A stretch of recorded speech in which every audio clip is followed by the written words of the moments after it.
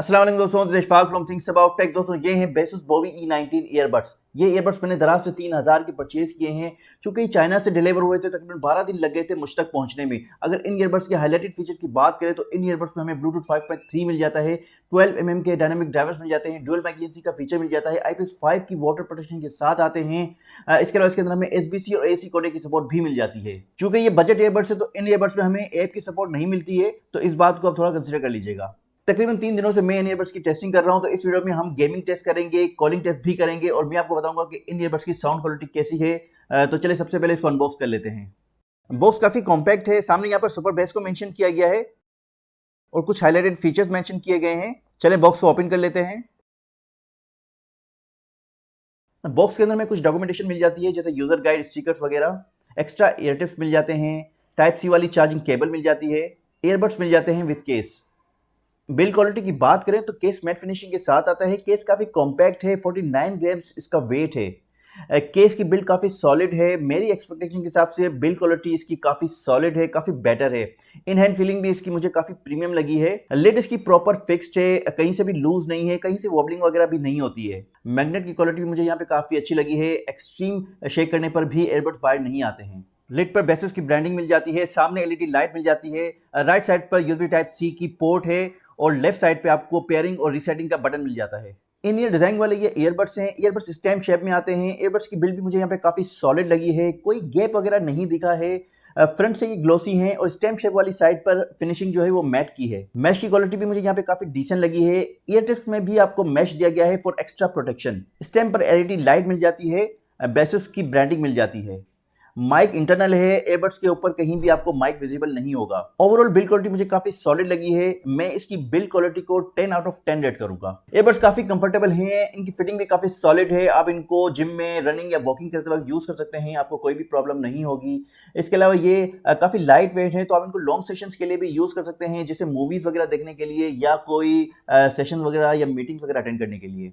इसके अलावा ये IPX5 की वाटर प्रोटेक्शन के साथ आते हैं, तो जिम वगैरह में, रनिंग या वॉकिंग में पसीना वगैरह आ जाए तो आपको टेंशन लेने की जरूरत बिल्कुल भी नहीं है। इन ईयरबड्स में हमें क्विक पेयरिंग का ऑप्शन भी मिल जाता है, यानी जैसे ही लिड को ओपन करते हैं ये with in 4 to 5 seconds smartphone से पेयर हो जाते हैं। मैं आपको चेक करवा देता हूँ।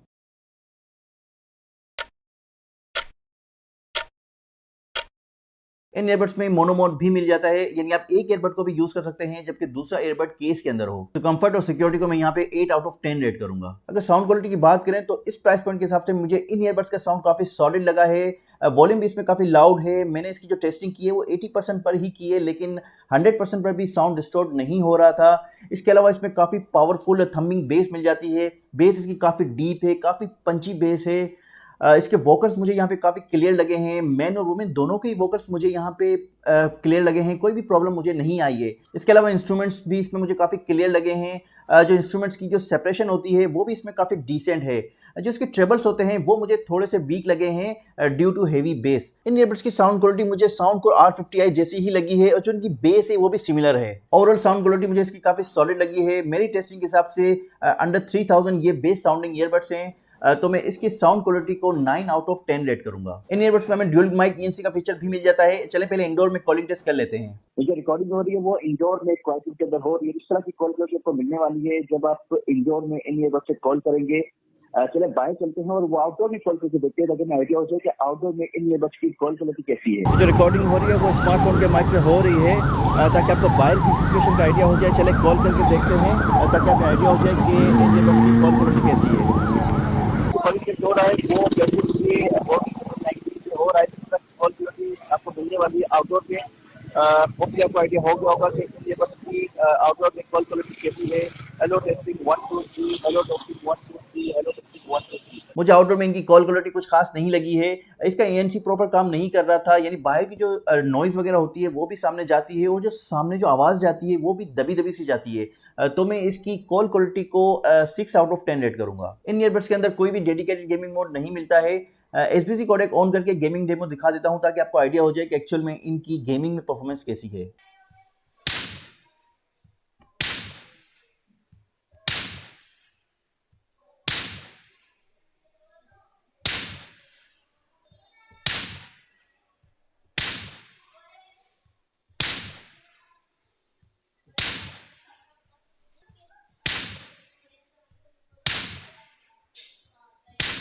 ये गेमिंग टेस्ट मैंने SBC कोडेक ऑन करके पिक्सल 5 फोन पे किया था, जिससे अराउंड 150 टू 160 ms तक की लेटेंसी मिल रही थी, जिससे आप कैजुअल गेमिंग तो कर सकते हैं, लेकिन अगर आप हार्डकोर गेमर है यानी आप पबजी या कॉल ऑफ ड्यूटी वगैरह खेलते हैं तो उसके लिए ये ईयरबड्स बिल्कुल भी रिकमेंडेड नहीं है। तो गेमिंग के लिए मैं इन ईयरबड्स को 6 आउट ऑफ 10 रेट करूंगा। इन ईयरबड्स के अंदर में टच कंट्रोल्स मिल जाते हैं।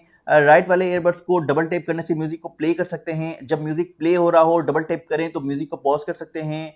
राइट वाले ईयरबड्स को अगर टैप एंड होल्ड करके रखें तो नेक्स्ट ट्रैक पर जा सकते हैं। लेफ्ट वाले ईयरबड को अगर टैप एंड होल्ड करके रखें तो प्रीवियस ट्रैक पे आ सकते हैं। इसके अलावा इन ईयरबड्स से कॉल्स को भी कंट्रोल कर सकते हैं। डबल टैप करने से कॉल्स को आंसर कर सकते हैं। During the call double tap करने से कॉल को एंड कर सकते हैं, और जब कॉल आ रही हो टैप एंड होल्ड करके रखें तो कॉल को रिजेक्ट भी कर सकते हैं। इसके अलावा ईयरबड्स को 3 बार टैप करने से आप वॉइस असिस्टेंट को एक्टिवेट कर सकते हैं। इन ईयरबड्स से हम वॉल्यूम कंट्रोल नहीं कर सकते हैं, जिससे मुझे थोड़ी सी यहाँ पे डिसअपॉइंटमेंट हुई है। चलिए बैटरी बैकअप पे बात कर लेते हैं। इन ईयरबड्स में हमें 35 mAh की बैटरी मिलती है, जबकि केस के अंदर हमें 500 mAh की बैटरी मिल जाती है। जब मैंने इनकी टेस्टिंग 100% वॉल्यूम पर की थी तो तकरीबन 3 घंटे और 56 मिनट के अंदर 0 से 100 हो गए थे, और जब मैंने वॉल्यूम को रिड्यूस करके 70% किया और जब मैंने इसकी टेस्टिंग की थी तो जो बैटरी थी वो तकरीबन 4 घंटे और 51 मिनट तक चली थी। तो तकरीबन आपको 5 घंटे का प्ले टाइम इसमें मिल जाएगा, जिससे आप 4 बार अपने ईयरबड्स को केस से चार्ज कर सकते हैं, जिससे टोटल आपको 25 आवर्स का प्ले टाइम मिल जाएगा।